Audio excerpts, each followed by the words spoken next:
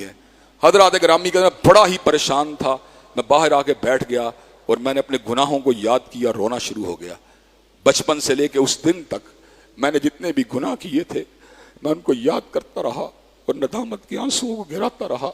اور اللہ کی بارگاہ کے اندر ایک عزم صمیم کر کے مثبت زندگی گزارنے کے عزم کا اظہار کرتا رہا۔ حضرات گرامی قدر میں جا کر سو گیا۔ جب میں اٹھا تو میں نے محسوس کیا میرا سائنس جو تھا وہ کلیئر تھا اور میرے اوپر کوئی اس قسم کی کیفیت نہیں تھی جس کے اندر میں 3-4 مہینے سے مبتلا تھا۔ میں شام کے وقت اسی ہوٹل کے گراؤنڈ میں بیٹھ کے ٹھنڈی بوتل کو پی رہا تھا اور اس بات کو سمجھ رہا تھا کہ یقیناً دعاؤں کو سننے والی ذات پروردگار عالم کی ذات ہے، یقیناً مصائب کو اٹھانے والی ذات پروردگار عالم کی ذات ہے۔ حافظ ابن قیم رحمۃ اللہ علیہ بہت بڑے حکیم اور طبیب تھے۔ انہوں نے انسانوں کی بیماریوں کے حوالے سے بہت سے طبی نسخوں کو تجویز کیا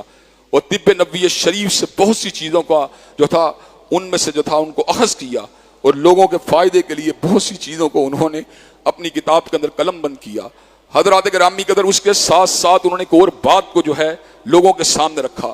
انہوں نے کہا میں نے اپنی زندگی میں بہت سے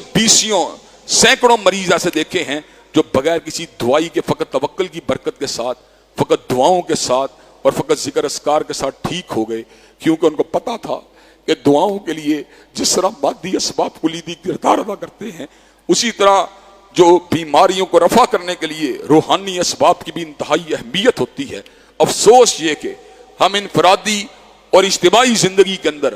اپنے معاملات کو سلجھانے کے لیے اس نقطے کی طرف نہیں آتے جو نقطے میں اصل میں ہمارے مصائب کا حل پنہا ہے۔ ہمارا جراثیم کے اوپر تو یقین ہے، ہمارا ماحولیاتی آلودگیوں کے اوپر تو یقین ہے، ہمارا پولوشن کے اوپر تو یقین ہے، ہمارا فوڈ پوائزننگ کے اوپر تو یقین ہے، لیکن اس سے بہت بڑھ کر جو ہمارے گناہوں کی گریوٹی ہے اور ہمارے نفوس کی شرارتیں ہیں ان کے اثرات بد کا ہمیں کوئی یقین نہیں ہے۔ حضرات گرامی قدر نفوس کی شرارتیں اور اعمال